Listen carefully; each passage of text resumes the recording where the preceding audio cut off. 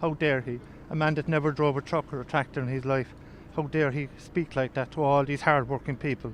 They're not wrong to protest. They're being robbed. The margin that they were getting last week was their wages. That's all they were running on. Nothing. I know about these transport guys. I worked for years as mechanic and transport.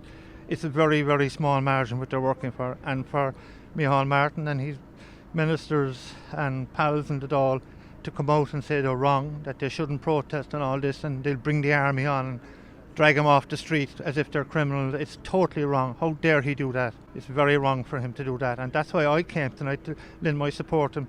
I'm semi-retired, I don't need to be here, but I feel very sorry for the young people in Ireland. They're going to have nothing. Nothing. It's a disgrace, and the country must be on its knees to say he can't reduce the taxes and control the prices of diesel for these people. They're the bone of the industry. They're the bone of society, growing crops, diesel, transport, everything. It's all tied in together. It's all tied in together.